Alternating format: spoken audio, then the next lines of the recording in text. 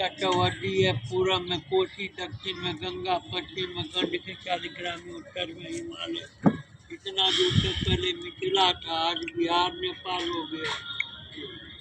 और वैसे पौराणिक कहानी है कि जो 12 बरस का अकाल पड़ा था ना, जो रावण ने ऋषियों से जो सर में जो खून लिया था, और वो जो ले जा करके जो चलने लगा तो महात्मा श्राप दे दिया था कि कह देना रावण को इसी से नाश हो जाएगा। तो वो श्राप जब झगड़ा लेकर के जब दूत रावण के दरबार में पहुंचा तो आया कि पहले दे करके बहुत खुश हुआ कि महात्माओं से लाया, और वो कह दिया कि जो महात्मा श्राप दे दिया। तो श्राप का जो नाम सुन करके दुखित हो गया, और दुखित होकर के कहा कि जनक राज में करवा दो। प्रमाण में आया कि जो जनक राज मध्यगारत वायु मिथिला के मध्य बीच में खड़ा पुकार। तो यहाँ पर प्रश्न उठता है कि जनक राज में क्यों कहा करवाने के लिए, और भी दूसरे तीसरे राज में करवा सकता था। तो यहाँ करवाने के कारण ये हुआ कि एक समय जनक जी और रावण का दोनों का वेदांत पर शास्त्रार्थ हुआ था शंकर जी के खिलाफ, जिसमें रावण हार गया था जनक जी के साथ। इसी का दुख था, इसलिए कहा कि ये जनक राज में करवा दो। और यहीं पर क्यों कहा गारने के लिए, जिसका नाम है था पुण्यारय। पुण्यारय, हाँ,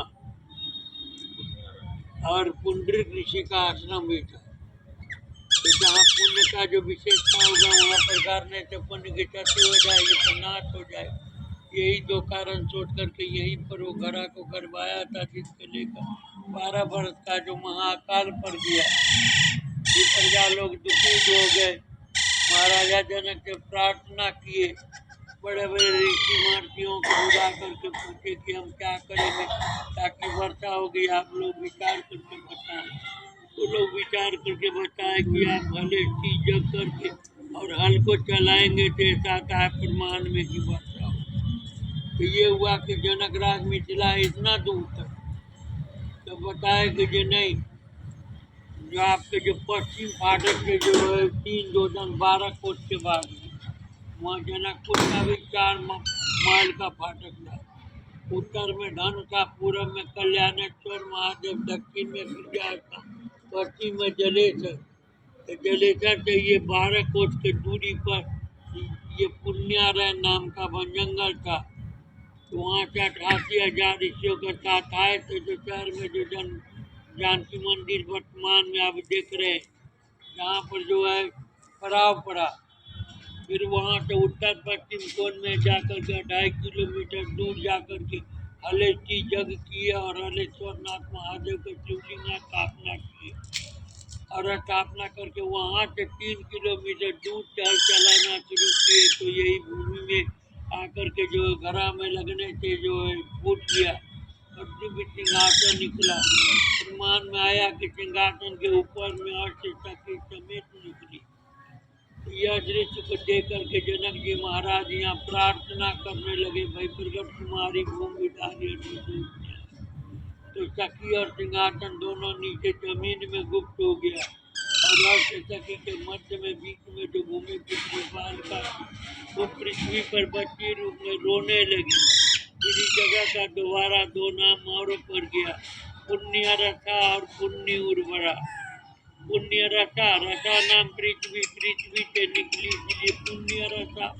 पुण्य उर्वरा ये पुण्यारण्य के जंगल उसके बीच पूरे हृदय से निकली इसलिए पुण्य उर्वरा।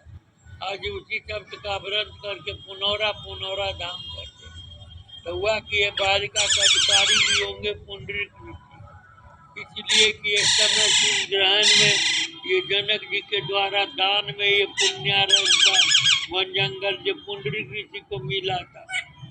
तो वो कहे हम लेकर के कहाँ रखेंगे, तो वो दान में दिए जनक जी को। तो यहाँ दया से जानकी नाम रखी। फिर पुष्प वृष्टि होने लगी, जल वृष्टि होने लगी, रहने का ठिकाना नहीं था।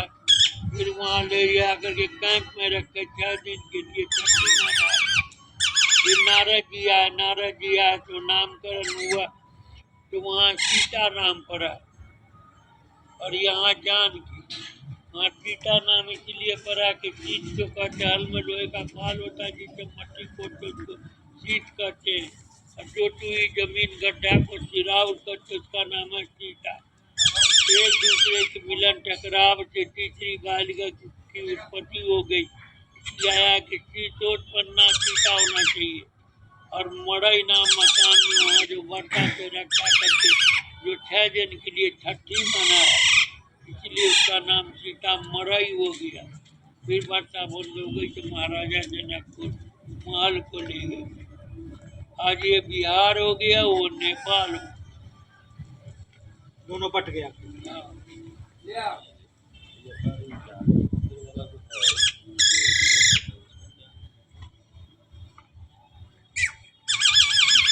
अरे पहले वो खाली